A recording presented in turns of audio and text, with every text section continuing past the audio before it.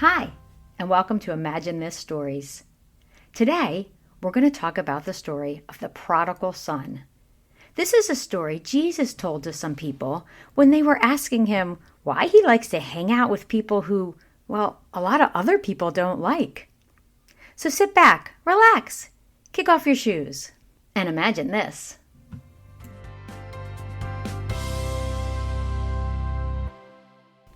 A farmer, a son, and a party.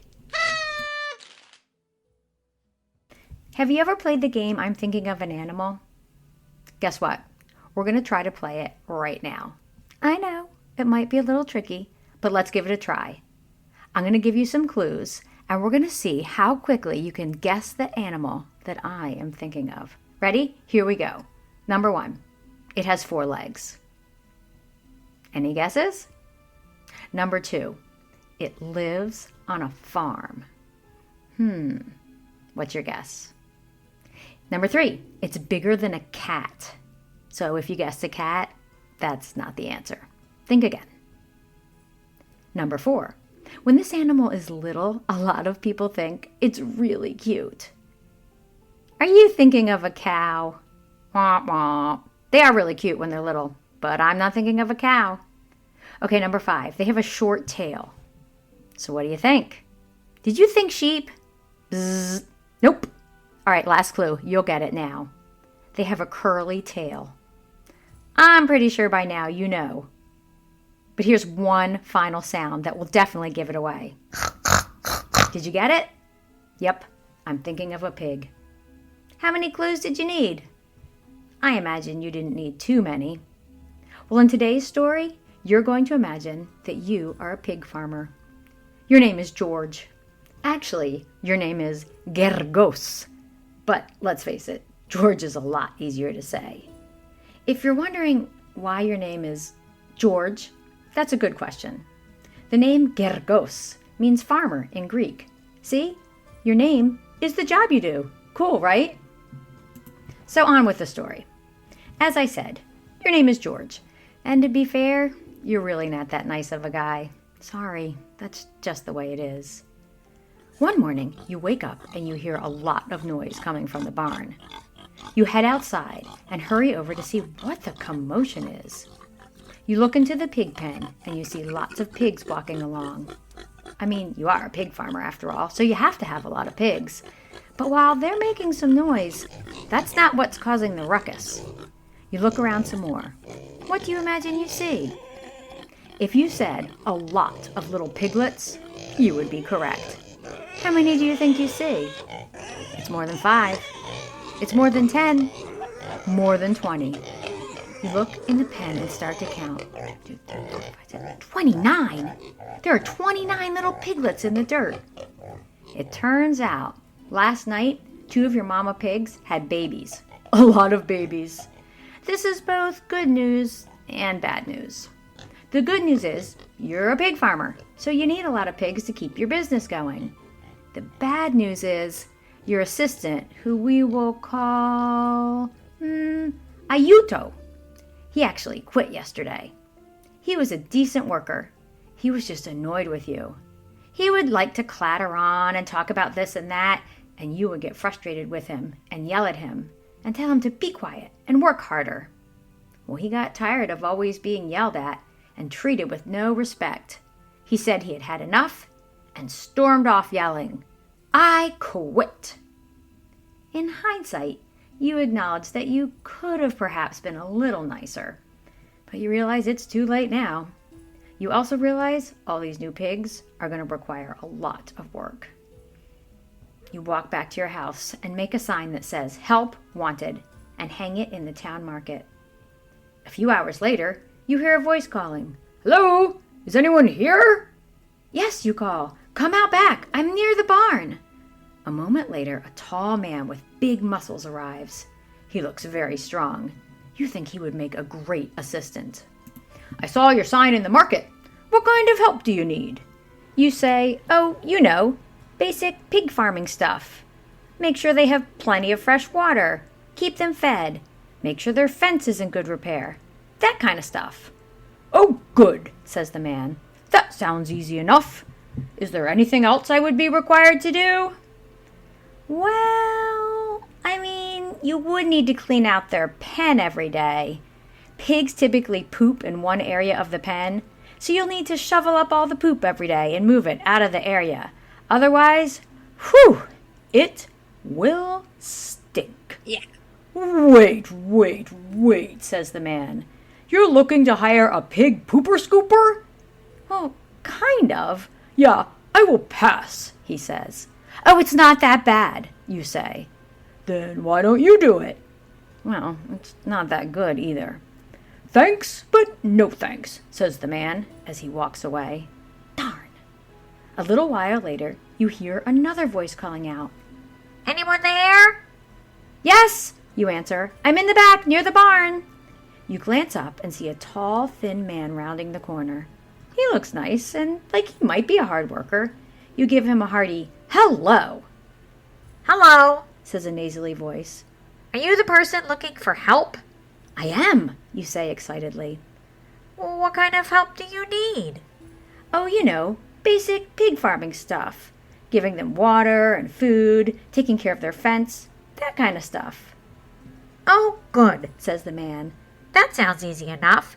Is there anything else I would have to do? Well, I mean, you'd need to clean out their pig pen every day. Pigs typically poop in one area of the pen, so you'll need to shovel up the poop every day and move it out of the area. Otherwise, it will stink. Yeah. Wait, says the man. You're looking to hire a pig pooper scooper? Well, kind of. Yeah, I'll pass. Oh, it's not that bad. Then why don't you do it? Well, it's not that good either. Thanks, but no thanks, says the man as he walks away. Darn. All day long, the same thing keeps happening. You are not happy. You go to bed that night not knowing what you're going to do. The next morning, you slept a little longer than usual. You were probably pretty tired from scooping all that pig poop. Just before you got out of bed, you heard a soft knock at the door. You wonder who in the world would be knocking so early in the morning. You slowly open a large wooden door saying, "What do you want?" in a nasty voice. And you see a man. What do you imagine he looks like? I imagine that the first thing you notice is how dirty he looks. How his hair is all matted down, his clothes are tattered and dusty, his sandals are old and flopping on his feet. The second thing you notice is a gold ring on his pinky finger. It looks valuable. "Can I help you?" you ask. The man just stands there. You say, "Is something wrong with you? I asked if I can help you. Don't be rude." He still just stands there. You start to close the door when he says in a soft and tired voice, "Are you the person looking for help?" "I am," you answer hesitantly. You're not sure what kind of worker this man would be. "What do you need help with?" asks the man. You cut right to the chase. "Look, I need a pig pooper scooper." Again, the man just stands there. You are growing impatient. You're ready to close the door when the man says, "Okay, I'll take the job." "Are you sure?" you ask. "It's a lot of work." To be fair, you're not convinced the man can do the job. He looks kind of weak and puny. "I really need the job," said the man. "Do you have any experience?" you ask. "What kind of job did you have before this one?" The man sort of smiles. His eyes look up at the sky as if he's remembering something. "I was the son of a very rich man. I helped run the household. I helped run his enormous property. I was in charge of lots of servants." You're very confused. "You were the son of a very rich man? Oh, I'm so sorry. Is your father no longer alive?" "Oh, no," said the man. "He's very much alive. I just no longer live with him. But I really need this job," he added. You feel kind of bad for the guy and invite him inside. You tell him to have a seat, and you give him some cold water and a piece of bread. He looks very grateful. He eats the bread in one bite. It looks like he hasn't eaten in quite some time. You think about offering him another slice, but you're not sure you want him sticking around too long. So tell me your story, you say. The man leans back in his chair and closes his eyes as he begins to tell his story. My name is Ben, he said. I used to live in an enormous house with lots of land with my father and my brother. I had a good life. I had everything I needed and more. As I got older, my father began to require more and more of me. He had rules like, pick up after yourself. Tell me where you're going and when you'll be home. He wanted me home by a certain time every night. I didn't understand these rules. We had servants. Why did I have to pick up after myself? And why did my father need to know where I was going and when I would be home? He even expected me to make my own bed. Can you imagine? The man paused, but you just sit there quietly, waiting for him to continue. You let out a heavy sigh. You've got a lot of work to do. You're a very busy person. The man begins to speak again. The older I got, the more I hated my father's rules. One day, I went to my father and said, I can't live here anymore. I have to move out on my own. My father assured me I was much too young to do that. I assured him I was totally capable of living on my own. My father asked me what I would do for money. I told him, oh, don't worry, I have a great idea. I reminded him that someday he would die and all his money and land would be divided between me and my brother. I decided a better plan would be for him to give me my money now, and then when he died, everything that was left could go to my brother. My father tried to convince me that that was not a very good idea at all, but I would not listen. Every day I would go into his office and tell him again that this is what I wanted. Finally, one day he let out a heavy sigh and quietly said, fine. He handed me a large bag of money. He told me to go grab a horse from the stable and he wished me luck. He gave me a big hug and told me that he loves me. I just grabbed the money and ran. I was so excited. I was sure I was going to have the best life ever. I bought a fancy house and hired my own servants. I stayed out as late as I wanted and never told anyone what time I would be home. And I never, ever made my bed. He stopped talking again, and all you could say was, wow, it sounds like you had everything you ever wanted. What happened? Oh, I did. I bought the best food and the best clothes, he said, and lots of people wanted to be my friends because I would buy them the best clothes and the best food. I even let them live in my house. After about a year, I went to get some money out of my bag and noticed it was nearly empty. I had to make a change.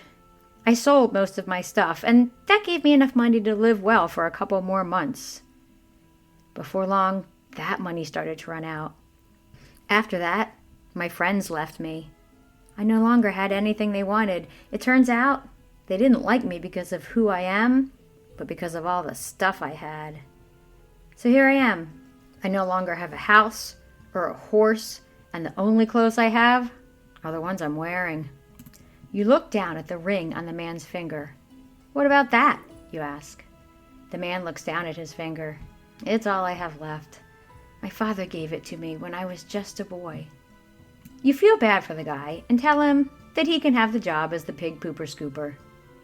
The man looks grateful. Ben got to work right away. As it turns out, he was a pretty decent worker. You're kind of surprised considering he's never done anything like that before. At the end of the day, you pay him some money, but unfortunately, it costs a lot of money for him to rent a room and buy food.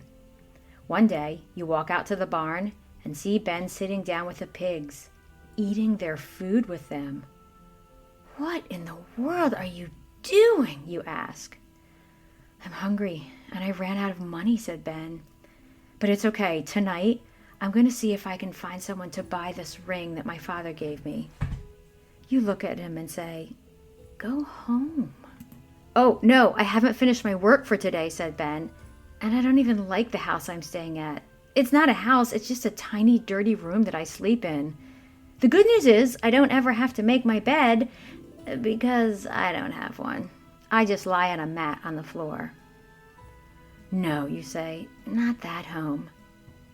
Go to your real home, to where your father and your brother are. They wouldn't want you living like this. I thought about that, said the man. Even the servants that work for my father live better than I do now. Go home, you tell him again. He looks down at his dirty hands. He smells the pig poop all around him. Slowly, he stands to his feet and walks away from the barn. What do you imagine you do next? I imagine you follow him. You're very curious to see where this man lives. You're even more curious to see what his father says when he returns home. Ben is not difficult to follow. He no longer has a horse, so he must walk. You, however, do have a horse, and you're riding that horse. You're just staying very far behind him. Ben doesn't even seem to notice. He walks all day, and when the sun sets, he lies down next to the road and falls asleep. You see a small village up ahead, and lead your horse there and spend the night. The next morning, you get up early. You don't want to lose sight of Ben. It's a beautiful day, and the sun is warm. By early afternoon, you look into the hills and see an enormous building and numerous small buildings around it. There's a tall tower that looks over the entire valley. You wonder if it's another small town. The closer Ben gets to this area, the slower he walks. It's then you realize that's his home. You see Ben stop and do his best to wipe the dust off of his hands and feet with the dirty clothes he's wearing. It doesn't seem to do him much good. He's still pretty filthy. He takes a deep breath and moves forward. You sit still on your horse, looking at the house and the land and the tower, when all of a sudden you notice something. Something moved in the tower. Something blocked the light coming through the large window facing the road. As you continue to stare, a moment later, out from the door of the base of the tower exits a person. Ben doesn't seem to notice him at first. All of a sudden, the person starts to run. Dust kicks up from around his feet. He's running toward Ben. You think about shouting a warning. Does this man mean to harm Ben? It's then Ben sees the person running toward him. He freezes. He drops down on his knees. He faces toward the ground. The person running toward him is a man who looks older than Ben. Who do you imagine it is? I imagine it's his father. When he gets to Ben, the man drops down on his knees and wraps his arms around Ben in a huge embrace, a gigantic hug that lets Ben know he is so happy that he has come home. How do you imagine Ben feels? Afraid? Surprised? Relieved? I imagine he feels all of these things at the same time. As you sit there watching father and son talk, you realize that the father must have been up in that tower looking for his son. You wonder how often did that man do that? Once a month? Once a week? Every day?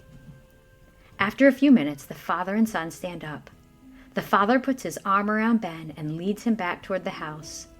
You hear Ben's father yelling, calling the servants and calling the man's brother, saying, "My son has come home! My son has come home! We're going to have a huge party! Prepare to celebrate!" You wonder what kind of father this man is. His son was unkind to him. He refused to follow his father's rules. The son demanded money so that he could go and live on his own. And now he's returned, having spent all his money. He's skinny and dirty and has nothing left.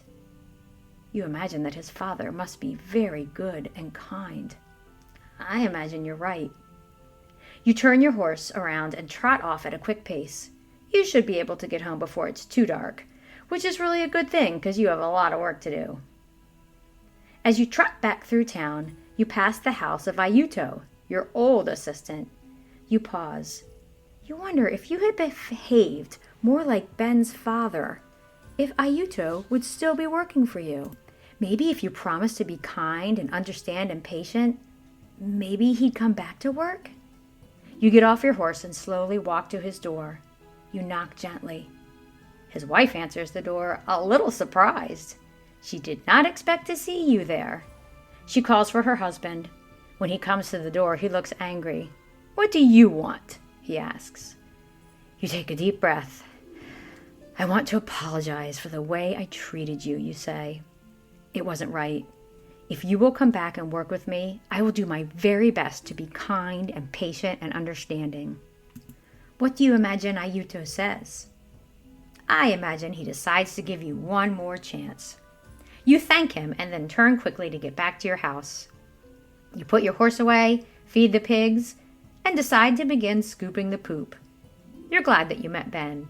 You're thankful that you saw him reunited with his father, and you're optimistic about becoming a better person. The end. I hope you enjoyed today's story. Do you want to hear something cool? Do you remember the name of the first assistant that you hired? Aiuto. Do you know why he had that name? It's the Italian word for help, and he was your helper. Also, today's story is based on a story that Jesus told, a parable. It didn't really happen, but it teaches us something. Today, we learned that God is like the good father in this story. He is kind and he loves us. And no matter what we do, if we come back to him, he will be there waiting to accept us back. If you want to read this story for yourself, go to the book of Luke in your Bible, chapter 15. And if you don't have a Bible and would like one, reach out to me and I'll see what I can do. Please leave me a review on Apple Podcasts and Spotify and share this podcast with others. Have a great week, and I can't wait till we get together next week on Imagine This.